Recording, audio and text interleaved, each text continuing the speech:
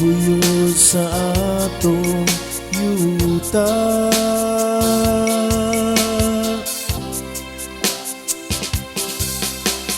Ang himaya sa Ginoo magpuyo sa atong yuta.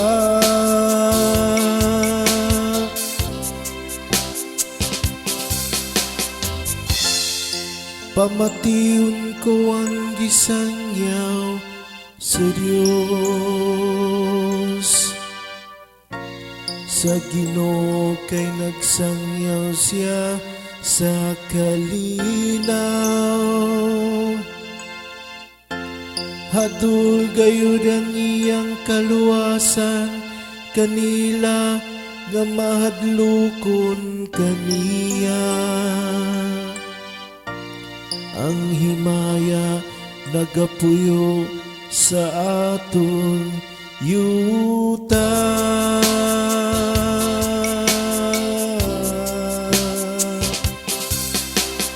Ang himaya sa Ginoo magpuyo sa aton yuta.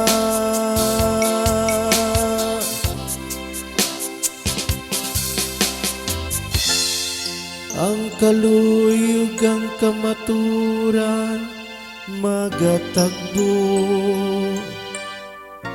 Ang katarong ug kalinaw maghagkanay. Ang kamaturan mo gitib gikan sa yuta. Ug ang katarong mo dungaw gikan sa langit.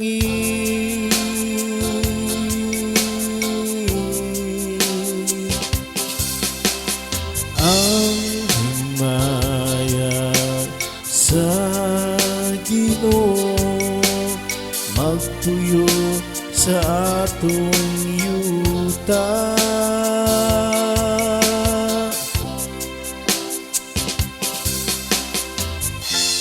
Ang Ginoo mohatag sa iyang mga kaayuhan,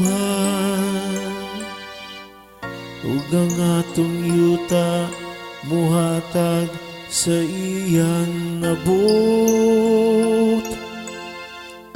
Ang katarong maglakaw sa iyang atubangan,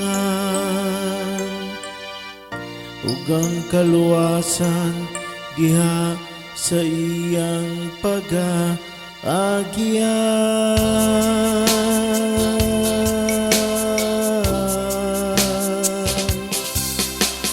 Ang himaya sa Ginoo magpuyo sa atong yuta.